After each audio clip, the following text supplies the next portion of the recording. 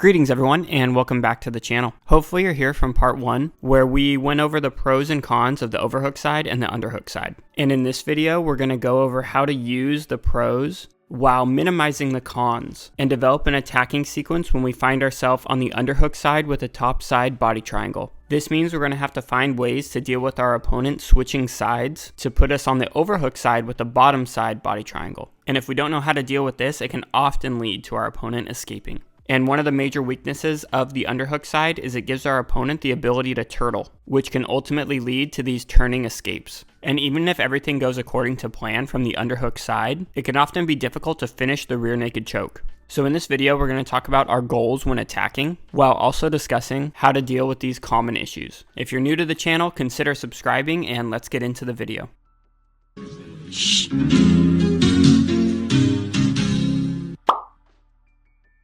One of the major benefits of the underhook side is that it gives you the ability to trap your opponent's secondary arm with your legs. Now, sometimes our opponent is nice enough to let us trap their arm right off the bat,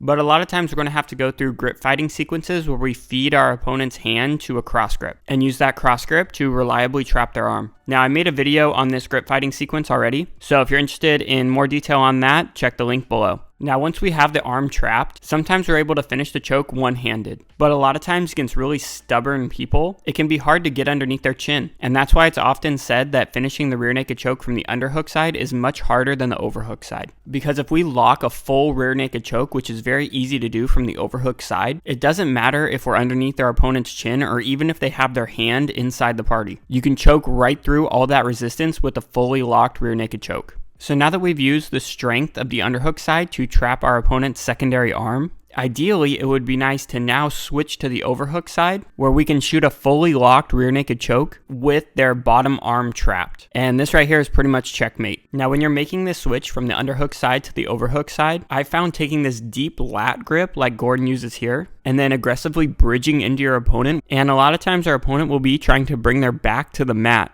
And when doing so from the underhook side, it often results in them aligning their chin perfectly with our elbow. So as we're making the switch to the overhook side, we just flip our hand out from our opponent's armpit and then lock in the rear naked choke for the win.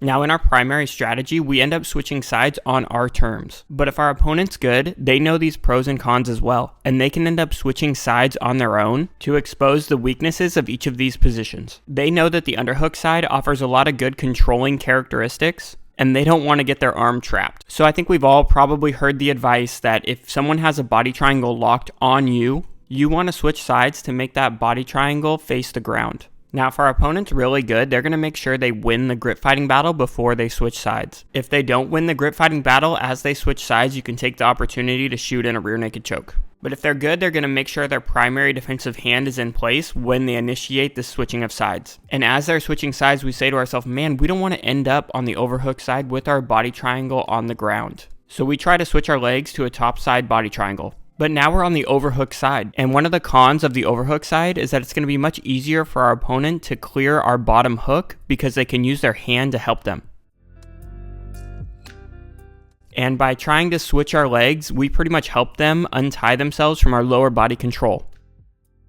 But the good news is we're on the overhook side, so we can kind of double down on that upper back exposure that we have and retake the back. But if our opponent is really, really good, they'll say to themselves, okay, you're trying to bring me back to the underhook side. And by doing so, you have no control over the top hip. And one of the cons of the underhook side is that it's much easier for me to turtle. So what I'm going to do is I'm going to say, okay, let's go to the underhook side, and I'm going to go to turtle right away. And you're going to have to try and shoot an armbar out of desperation. And once that fails, I'm going to be out. So now that we understand what the cream of the crop are trying to do when switching sides, let's kind of take a step back and see how we can develop an attacking sequence as they're trying to switch sides. So ideally, our hands are on top of our opponents when they decide to switch sides, and we can take this opportunity to try and shoot in a rear naked choke. Sometimes this will work, sometimes it won't. If it doesn't work, let's punch back in the underhook to reestablish some control. And I think it's a good idea to not try to switch your feet, because like we talked about, when you try and switch your feet and it doesn't work, it's kind of the beginning of the end. And if you are going to switch your feet, do it when you're winning the grip fighting battle. So if your opponent tries to use their hands to disrupt your legs, you can threaten the choke immediately. And you can see here the second time Gordon tries to switch sides on Craig, Craig does not try to switch his legs. So now we find ourselves on the overhook side with a bottom side body triangle. And our lower body control is a bit weak at this point, and what we cannot accept is our opponent's chest facing the ceiling as they get their back to the mat. So because Gordon was winning the grip fighting battle as he switched sides, it doesn't make sense for Craig to go for a rear naked choke. And instead, Craig shoots his hands high up to Gordon's other shoulder, which again is basically Craig doubling down on that upper back exposure from the overhook side and making it very difficult for Gordon to get his back to the mat because he controls Gordon's elbow so well. And this allows him to fall back to the underhook side and reestablish control and ultimately go for this famous armbar.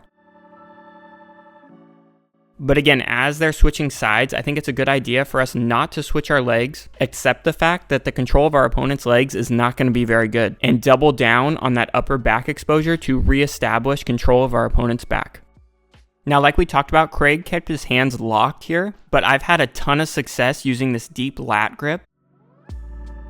And if you're not able to get that deep lat grip, a lot of times you can get this half claw grip. But regardless of the grip we use, we cannot let our opponent's back get to the mat. So we're going to be bridging into them very intently and basically trying to get them to turtle. And as they resist the turtle, we can shoot in our underhook and reestablish control. Now, if we really mess up and our opponent is just about to escape, we can take this grip here, which doesn't offer the same control because it's not underneath our opponent's arm, but still the goal remains the same. We have to keep our opponent's elbow from coming to the mat. And basically what this comes down to is you're bridging into them very intently, trying to get them to turtle because it's going to be very easy for them to get their back to the mat. And if they do, then they're out. So whatever grip you decide to take, you have to make sure you stay behind their elbow. So just to reiterate a little bit of what we talked about in part 1, from the underhook side, our opponent can easily use their hand to free the top hook and allow them to turtle. And a lot of times this can lead to things like the turning escape, which can be very hard to deal with from the underhook side, because our underhook does a good job of preventing our opponent from turning away from that arm. But if our opponent is trying to turtle, they're turning into that arm, which is going to be very easy to do, especially if they clear that top hook. Now from the overhook side, it's going to be very difficult for them to turtle because we have an underhook on that top arm. And in order to turtle, they're turning away from that arm. So even if they're super strong and they end up turtling, we're able to maintain that chest to back connection and control of the back. So if we're on the underhook side and our opponent just explodes up to turtle, we need to do our best to try and get our underhook on that top side, which will ultimately give us double underhooks and give us a much greater chance of maintaining that chest to back connection. So now let's just run through an example of how this might play out in a real life situation. So let's say we find ourselves on the underhook side and our opponent just decides to switch sides right away. So we try to shoot in an opportunistic choke, but it doesn't work. So now we're on the overhook side with a bottom side body triangle. Our opponent's trying to clear our bottom hook and get their back to the mat. We switch to this half claw grip and come up on our elbow to really put a lot of pressure into our opponent to try and force them to turtle. They don't want to go belly down. So as they resist, we shoot in our underhook and the momentum takes us back to the underhook side. Now we're trying to go back to our primary strategy of using the underhook side to trap our opponent's arm. But as we're going for that cross grip, they do a good job of not letting us achieve it, and then switching sides right away to bring us back to the overhook side with a bottom side body triangle. And we're thinking to ourselves, man, this guy's pretty good, right? But we're not going to switch our feet. We're going to reboot the system and we're going to get back to the underhook side with that top side body triangle. So at this point, we've kind of patterned this guy, right? Like he likes to switch sides to get us to that overhook side with that bottom side body triangle. So this time we kind of bait him to switch sides, and as he does, we strip his grip and cinch in the rear naked choke from the overhook side with the bottom side body triangle. So that is the framework when we're attacking from the underhook side with a top side body triangle. I hope you guys enjoyed this video. I've spent a lot of time thinking about and practicing this position in preparation for the video. So consider subscribing to show your support, and stay tuned for part 3 when we find ourselves attacking from the overhook side with a top side body triangle. Thank you all for your support, and we'll see you in the next video.